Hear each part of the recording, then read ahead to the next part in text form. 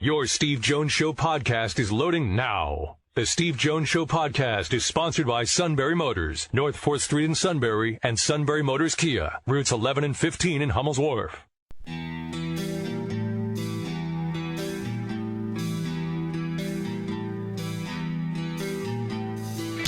Sports talk where your voice counts. This is the Steve Jones Show on News Radio 1070 WKOK. Now, from the Sunbury Motors studio, here's Steve Jones. Sunbury Motors, 4th Street in Sunbury, Sunbury Motors Kia, routes 11 and 15, Hummel's Wharf, online at sunburymotors.com. Ford, Kia, Hyundai, the best in new inventory, all with great warranties. Pre-owned inventory with the Sunbury Motors guarantee and a service department that takes care of the routine, oil changes, inspections, and the tough stuff with diagnostics, all at Sunbury Motors, 4th Street in Sunbury. Sunbury Motors Kia, routes 11 and 15, Hummel's Wharf, and online at sunburymotors.com. All right, let's get to our play-by-play call of the day. The Yankees in the clutch. Swinging a liner to left, base hit, put it in the books. Here comes Escobar. He scores the winning run. Marte slams his helmet down at first. The Mets have swept the Yankees. They have defeated them 3-2. The Mets pour out of the dugout. They are mobbing Starling Marte to the right of second base. Howie Rose with the call on the Mets network. I thought your team was unstoppable. Hurts. You sound like you're in pain. Let's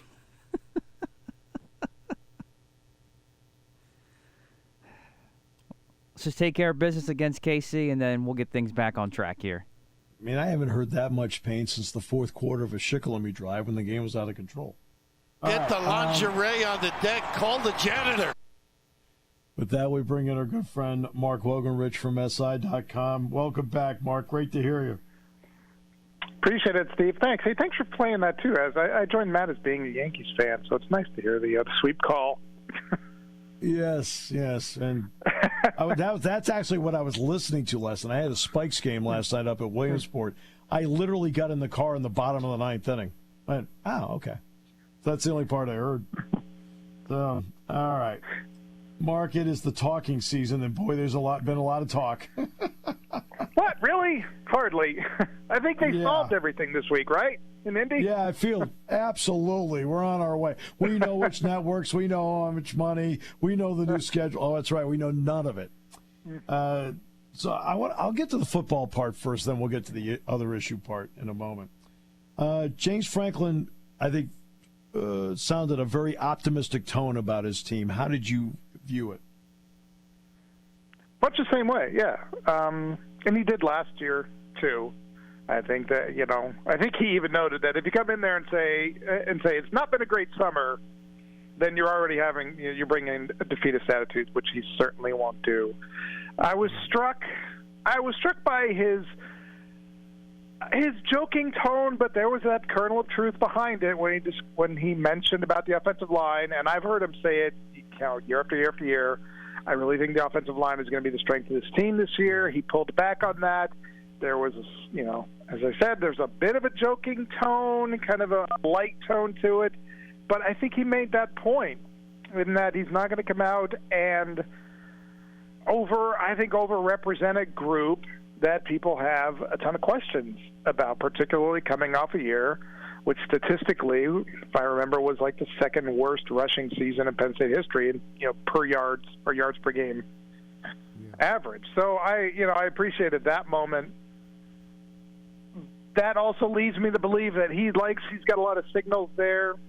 I think internally that he feels pretty good about his offensive line, at least going through like a 6 or 7 player deep group of players that he has online for that group.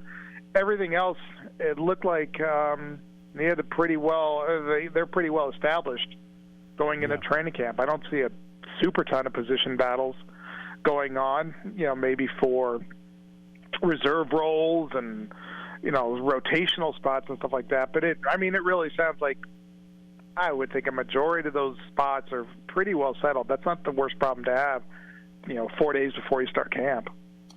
Yeah, no, I feel like let's just take defense. I think there's as many as 26 or 27 guys that will be playing in the rotation on defense. Yeah. When I really sit down, and Jack Ham and I have taken a long look at it, as the guys we think, at least starting out, can play, they can play as many as 26, 27 guys. That's a good problem to have. And I also thought, actually, to me, the biggest slice of news in the whole thing from James was when he talked about P.J. Mustafer and getting through the conditioning part. Oh, no question. And he brought that up. It was an entertaining way he brought that up because, I mean, if PJ ate as much as James said he did, that's $300 at St. Elmo, I think. And yeah, you and I know that price. And so I was just maybe, I don't know, did by mentioning St. Elmo on the dais, did that cover dinner? So that makes Craig Holtz feel a lot better. The Penn Stater who runs it, better believe it. That's huge news that PJ. When I mentioned I was there in March, it didn't cover my bill, but I still mentioned it. Yeah, they've given us the nice room, that beautiful private room there. That's been great, but the bill was still full. Yes, totally worth it. Yes. Anyway, absolutely. That PJ is, that 100% range. At least physically, the conditioning test being the big moment. Having him back at full strength, no matter when you get him at full strength, how many weeks it takes really to be at full speed physically, mentally, speed-wise, everything like that. I think he, as a veteran, he is able to, I think, to ramp himself up more quickly than some younger players would. But that's a core position.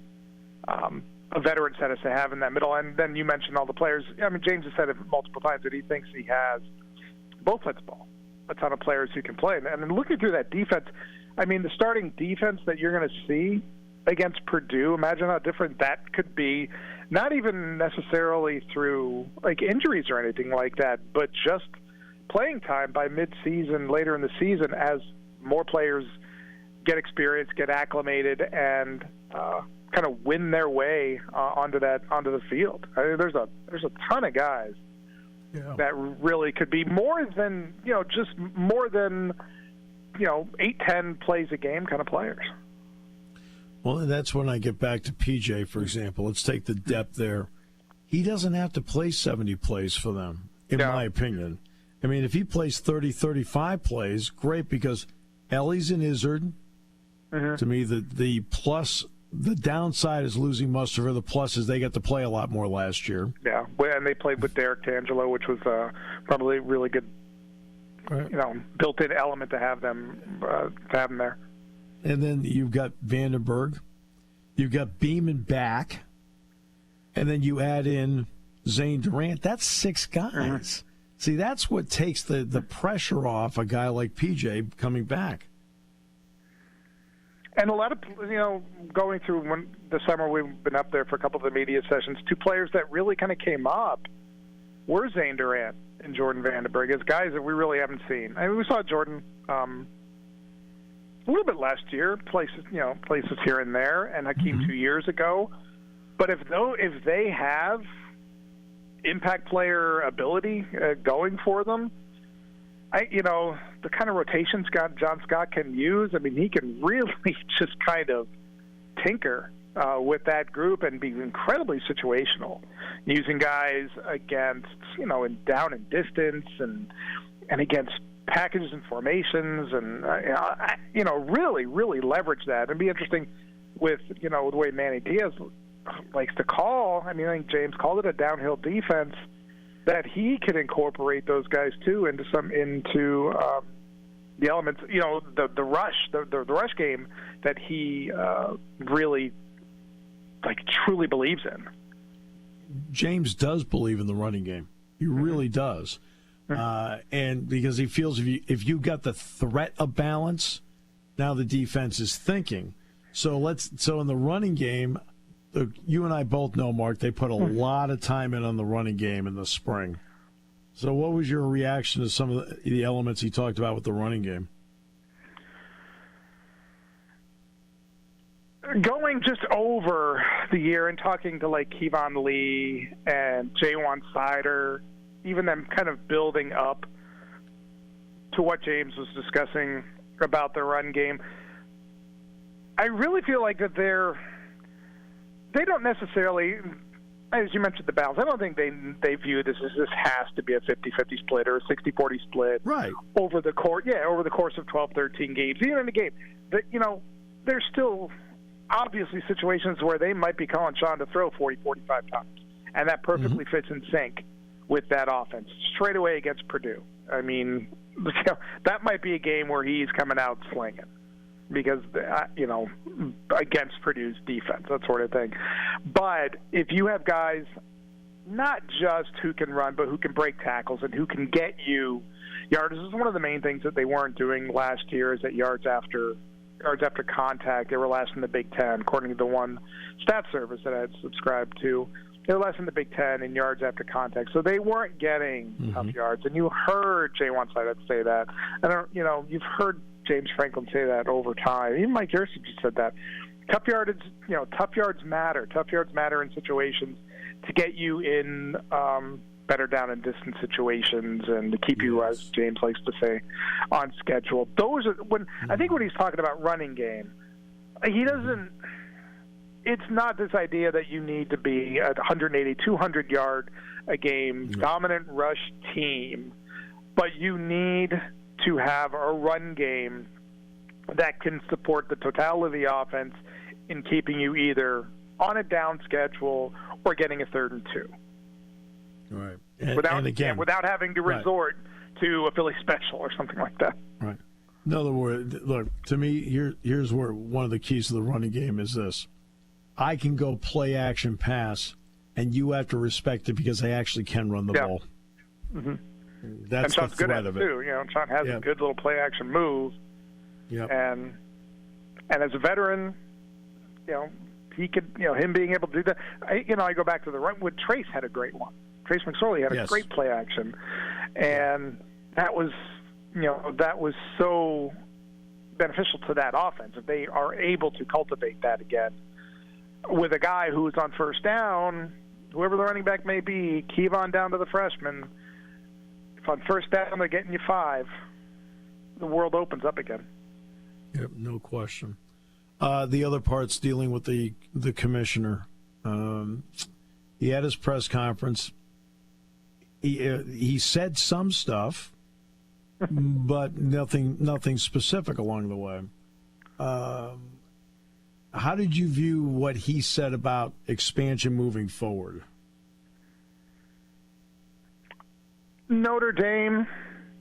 Yes, and then that's if there are exactly any what other, I thought.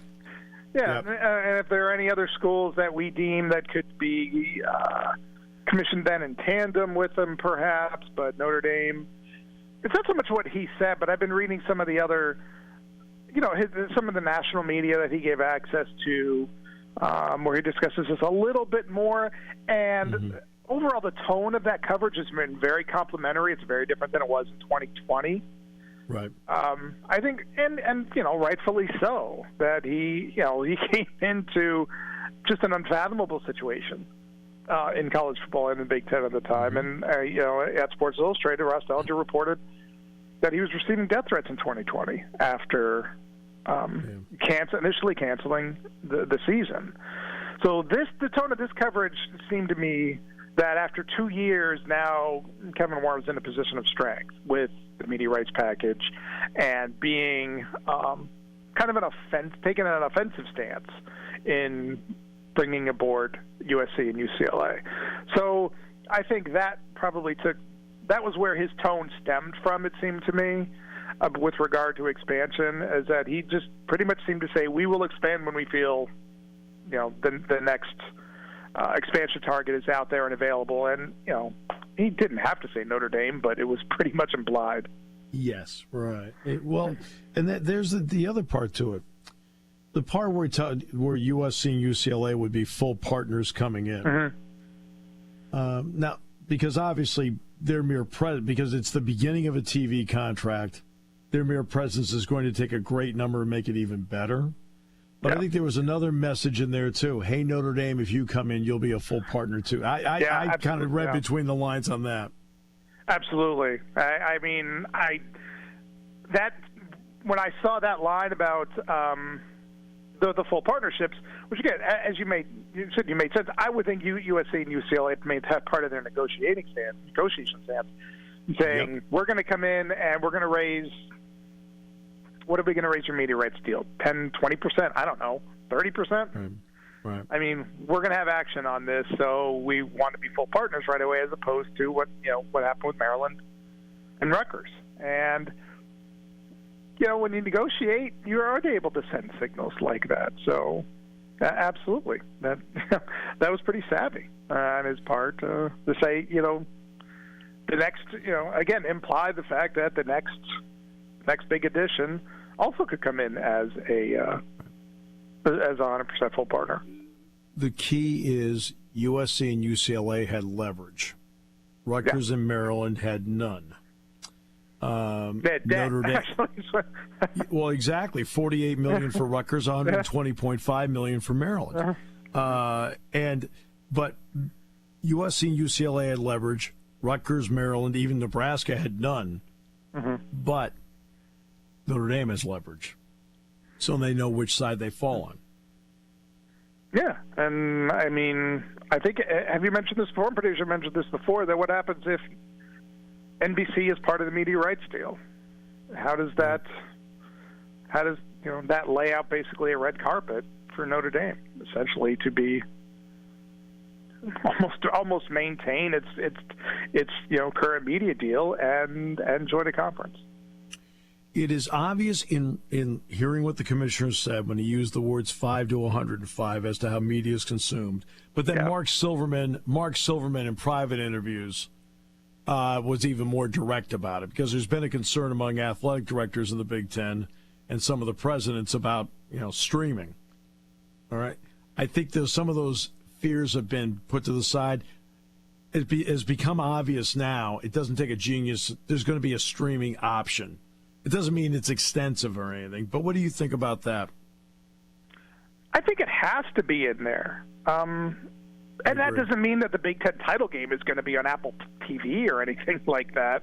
I mean, the monumental games, the games that we know of now, are still going to be on the big, I think, are just general television cable platforms for, I don't want to say foreseeable future, but I don't know, another decade perhaps. I don't know. I don't. That shift is going to go maybe quicker than I expect, or maybe it's going to come loop around and the streaming services are going to collapse onto themselves for lack of additional subscribers. I really don't know, but there has to be a streaming element to it, because that's the future of viewership.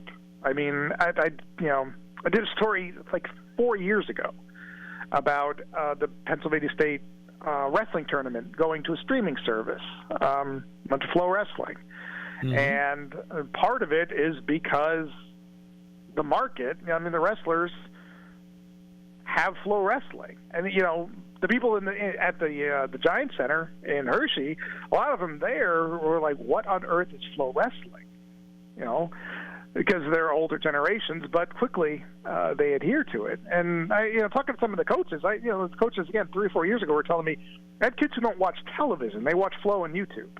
And that, again, this was before TikTok. This was before kind of like really video, like stream. Stream video was even more saturated than it is. I just think streaming absolutely has to be an element of this.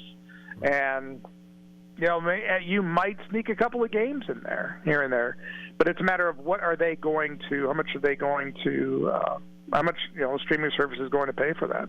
I'm thinking I might bid in there. I might throw a bid for like Penn State's first offensive play of the second quarter, of like a non-conference game in 2025.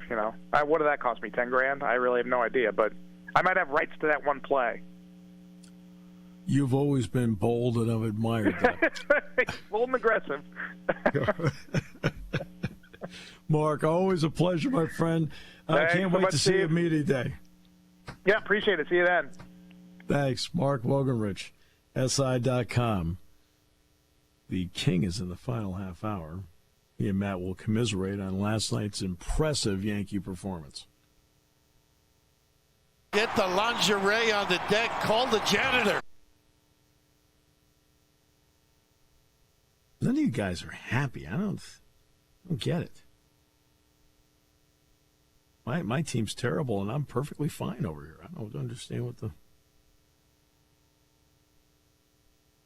I'm worried about you.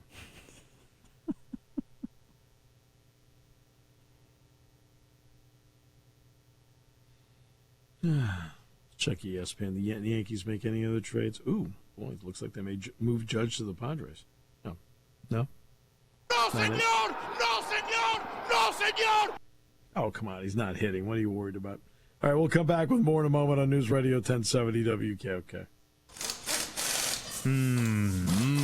When car repairs get difficult, Well, I just don't know. Me neither. we get good. Sunbury Motors. More than quality new and used cars, Sunbury Motors specializes in complicated auto repair diagnosis. They can handle intricate repairs and even complete auto body with service open Monday through Friday, 7 till 4. And Sunbury Motors has made simple repairs easy. Maintaining your vehicle is necessary. Finding the time to do it is difficult. Welcome to Sunbury Motors Quick Lane. Open 7 till 4, Monday through Friday. Just walk in or call ahead. Relax in their remodeled waiting room with Wi-Fi, beverages, and snacks. While Sunbury Motors factory-trained techs take care of your oil change, tire alignments, brakes, and inspections. Quick Lane, 6:30 to 6, Monday through Friday, Saturday, 6:30 till 2. Sunbury Motors, Ford and Hyundai, North 4th Street, Sunbury. And Sunbury Motors Kia, routes 11 and 15 in Hummel's Wharf. We take the out of auto repair. Taking your calls at 800-795-9565. This is The Steve Jones Show on News Radio 1070 WKOK. Now, from the Sunbury Motors Studio, here's Steve Jones. I have some great news. Before we get to the great news, because I've come up with I think it's a great idea. The idea is the news. Today's show brought to you by Sunbury Motors, 4th Street in Sunbury. Sunbury Motors Kia, routes 11 and 15, Hummel's Wharf, and online at sunburymotors.com. Ford, Kia, Hyundai, the best in new inventory, all with great warranties. Great pre-owned inventory with the all-important Sunbury Motors guarantee, which is so important. And a great service department that handles everything, makes it one-stop vehicle shopping. Inspections, routine, oil changes, tough stuff, diagnostics, all at Sunbury Motors, 4th Street in Sunbury, Sunbury Motors Kia, routes 11 and 15, Hummel's Wharf, online at sunburymotors.com. I was talking with Mertzy. We think that you need an emotional support animal. Nah, I'll pass, but I appreciate the sentiment. We think you desperately need an emotional support animal. Listen, a visit with Bowlers every once in a while, a visit with Lynn Hall's cat every once in a while, that's fine. But I don't need one 24/7. I'm good.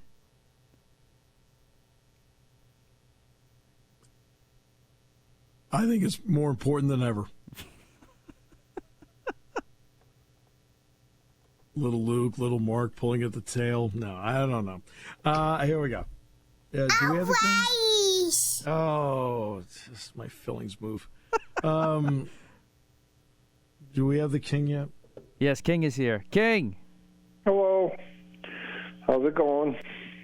Doing great. We're going to go over to the SPCA and get Matt an emotional support animal. Oh, good. Yeah. Good. You getting a rescue dog? No, senor! No, senor! No, senor! I'm just saying, we just think Matt needs it. An emotional support. We got one of them. It's a good little dog. Oh. There you go. Perfect. Hey, I heard I was working on quotes this morning, so I put on one of your interviews. I forgot the guy's name, but you guys were talking about the Big Ten. It was like a 15-minute long thing. Yeah. It was online. It was good. You did a good job. Well, thank you. Appreciate that. Yeah. I'm trying to get better at this job. Penn State's got to pick up this year, man. This is. They're not in the conversation anymore. which and I is don't fine. remember that being that way. You know, I have no problem with that. Because I think now you got to stay healthy. I mean, the team you start with in August has got to be, for the most part, the team you have when you start September 1st. I mean, that's always the key to all this. Well, the key to me is how's your offensive line. Well, and that's what, and all of us have taken the same viewpoint on it. Do we think they can be good? Yes. But we're not going to proclaim that, any of us, until we see it in practical application. I mean, it's interesting how I took that stance a couple of months ago, and James and I never talked about it. Never did. I mean, sometimes in the offseason we'll talk about, a couple things along the way that are important points. We never had that conversation. It turned out he goes out to Indianapolis, said almost verbatim what I've been saying. So we're thinking the same way. Does he watch Big Brother? That's never come up. Tonight's like the Super Bowl of Big Brother. Huge Is it really? blindside eviction. Oh, you got to watch. Oh. This is a big one. My almighty! Darn, I've got a game tonight. Boy. It's alive. It's a live eviction, you know? Oh, boy. Have you seen the challenge? The challenge is real good. Oh. Wow, man. Well, it sounds like I need an emotional support animal. All right. Jeez. Yeah. I just, like I was watching ESPN the other day, and they had the Big Ten top 5 teams. Mm-hmm. They're not in it. You know, I'm like, wow. Yeah, but ESPN is dumb. They weren't in the top 5 in the Big Ten. It's all right. I don't worry about that. Well, they're 11-11 in their last 2 years. I mean, they're a 500 team. No, I know. Believe me, I was a witness. They finished last year 2-6. I mean, that's kind of tough to swallow. I know the quarterback was hurt and stuff like that, but you got to have depth to be considered good. You have to have depth. Yeah, that's why I think. My question is, how come they're not recruiting the way they used to? Oh, they are now. Boy, they are. The last 2 recruiting classes, yikes. Really, we're talking top 3. Yeah. So, that's what you have to do. But I think this one we're talking about depth. My thought process is, and Jack and I have talked about it, we think that there are 26 or 27 guys just on defense that we think are good enough to play. Yep. And that's the depth you're talking about. And I think, look, and I'm just going to let the season play out because Jack and I privately have talked about this. There's a lot of things about this we really like, but we're going to let it play out. And I think it might be fun to watch it play out. What people talk about in July, a lot of times is not reality in October. And I'll give you an example. I'll give you an individual example. And this is not to pick on somebody at all. But 1 year ago today, who was the hottest name in college football? Spencer Rattler, the quarterback at Oklahoma. He was the hot guy. He was the preseason Heisman favorite. He was a preseason Heisman favorite. He had all this NIL money. All right, the whole thing. And again, I'm not picking on him, but I'm using that as an example. Yeah, but you're just telling a fact. That's not picking on him. He got pulled. Pulled what, in the second or third game? Right, and it didn't pan out for him. Yeah. So what you say in July and what is reality in October, 2 different things. When Penn State, this is a long time ago example, when Penn State won the national championship in 1982, they were preseason 14. They ended up winning the whole thing. Yeah, so that's you let it play out, and you've got to get through a training camp, and you've got to stay. You have to be fortunate. You have to stay as healthy as you can. And again, let's go back to last year. Going into training camp, I'm hoping Akeem Beeman's going to be able to play. Well, situation, he couldn't play at all. You're hoping in training camp, when you're watching it, that you think Malik Mega has a chance to be really good. then Mega gets banged up in training camp and misses 6 weeks of the season. Okay. You're looking at the starting offensive line. You see Sal Wormley starting to come on, and boy, he's won that left guard spot. He's won it. And in Beaver Stadium, he gets hurt. And he's out for the year. Yeah, and suddenly now the depth you're talking about does get tested, but guys that you were counting on to be important parts of what you're going to do, you now have to adjust. And this happens to every team. And Dick Girardi made a really great. We were talking today because I had to work out some travel for Charleston basketball on a Thursday, Friday, and then get up to Rutgers to do football, and then get back to Charleston on Sunday for a game. So we were talking about the workability of it, which, by the way, we worked out. And Dick said, I said we have to take the worst case scenario, that in terms of time, which is the best case scenario for Penn State. That Penn State beats Furman in the opening game and then plays the later game on Friday, and then I've got to base my flight off the later game. So that game would be at 2:30. And Dick says, yeah, geez. He says, and to be honest with you, Steve, he says, I know they won 22 games last year. He said, but it's getting to the point now where everybody's moving around so much. I don't have any idea who's good anymore. And you know what? I feel that way about almost everything we're doing in college. There's so much movement around. I think everybody's guessing as to who's really good. I don't think anybody knows who's on what team. Exactly. Even their own fans don't know. Hey, we got him, really? And you root for the uniform, but God, you want to root for that guy? I remember when he was a freshman, and now if you're good, you're gone in 2 years. If you're good, but you don't start your first year, you transfer and go to where you can play. And that's, that the rah-rah of it is gone. So, and that's just the nature of the year 2022. So, money talks and you know what walks. So, anyway, it's still going to be fun. I just think if their whole problem last year was their offensive line, their inability to hold on to the ball, the defense was on the field all the time. The quarterback got sacked God knows how many times, and they couldn't run the ball at all. So if you can run the ball, you control the line of scrimmage, it opens up your passing game. Even if you don't score, you keep the ball for 3, 4, 5 minutes. Keep the other team's offense off the field. Whatever. That offensive line is the key. And I hope they're strong this year. Is it the same 5 guys? Or No. The center, Scruggs, is back, and Juice is a really good player. Played a lot of guard last year. He's going to be the center this year. Caden Wallace is back at right tackle. He probably had his best spring. Now you're getting the guys who step in. Olu Fashanu at left tackle.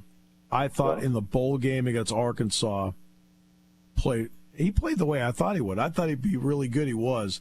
Landon Tangwall, highly regarded freshman, finally got into a couple games late in the year and played well in the bowl game.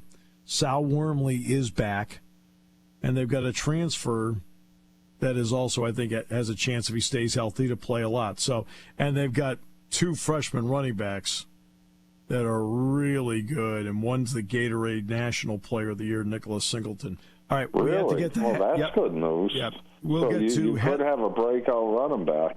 So yep. You answered my questions. They have question marks, but it's positive. Yep. So what we're going to do is take a break. Headlines next on News Radio 1070 WKO. All right, so let's get to headlines. All right, so we're going to start things off with something James Franklin talked about yesterday, which is the most important thing we talked about, was the meal that P.J. Mustipher had at St. Elmo's yesterday to celebrate his final time getting through the conditioning test at Penn State. And my sources tell me P.J. Mustipher may or may not be getting some NIL deals now from other steakhouses, knowing what he just did the other night. It's impressive. At least I wouldn't be surprised. Hey, St. Elmo's among the best. I'm going to go to Hall's down in Charleston among the best. Absolutely. There you go. That's consumption. You guys are my sources. King, what do you got? Will Charles Barkley get a $50 million contract for the LIV Golf? He's waited on him. Unbelievable or what? David Faraday left. So, at least it's not Jim Nance. My God. No, Nance defines loyalty. He what? Nance defines loyalty, I said. He's not going anywhere. Defines loyalty, yeah. He's loyalty to a fault. Yeah. All his, he gets too, my walk across, some stupid bridge at the Masters. Yeah, but you know what? Like it's a holy moment for him but you and know all what? this crap. I hate that. But you know what? Call the golf tournament. I've talked to Jim enough during the course of my career. Yeah. That's who he is. Yeah, it's wonderful, but it gets old. I know. I know. I like the guy on NBC better. I think he's Dan better. Hicks. Dan Hicks, very good. Yeah. Charles Barkley, I mean, he's never called golf, and they're offering him $50 million. I think it's funny. Barkley will tell her how it is, that's for sure. Steve, what do you got? Kyler Murray rents Top Gun Maverick, tells Arizona Cardinals he's watching more video. Have you guys seen that movie? Have not. Me neither. Me neither. I heard it's one of the greatest movies ever made. Yeah, no, everybody I know saw it loved it. Yeah, I can't get anyone to go with me. So I may just go alone. So, Did he call that disrespectful too? The what? I'm just telling you.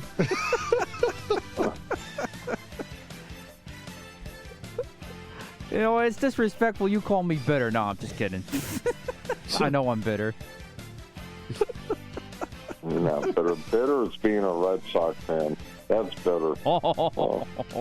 My God, Steve, they can't field the baseball. They are embarrassing. Holy They don't have a first baseman.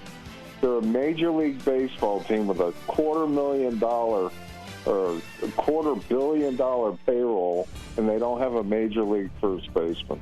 Well, they haven't had one what for a long have I said time. all year? What have I said since the middle of spring training? Since the middle of spring training, what did I say, Matt?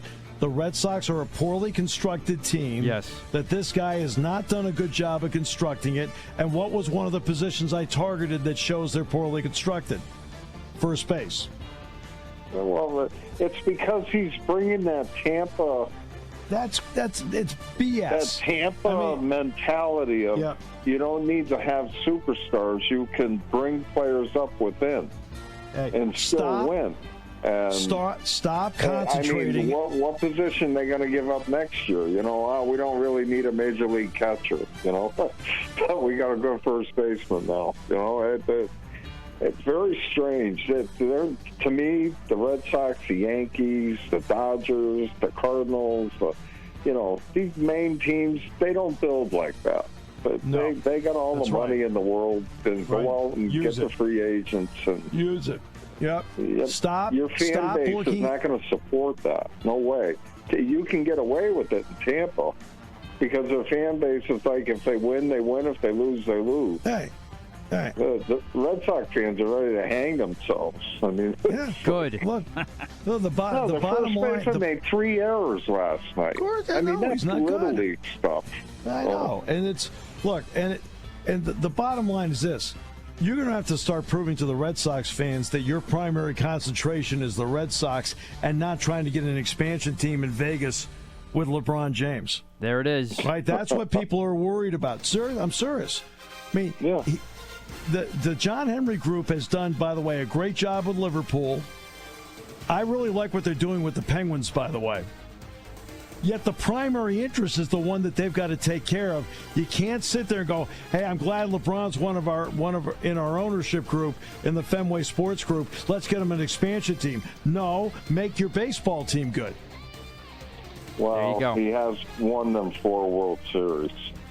Yes, I know. That's what I mean. No, and they're in it every year. I like John. John Henry's been great. He has. He's I'm brilliant businessman, and he doesn't owe Boston anything because nobody else won. He won. That's right. So I agree. And he does have a huge payroll. You know, I mean, like when they lost 28-8 the other night, 28-5. Yeah. What nobody talked about was Nathan Eovaldi gave up 9 earned runs in 3 innings. Yeah. You know, you've got this big payroll, and these guys are not producing.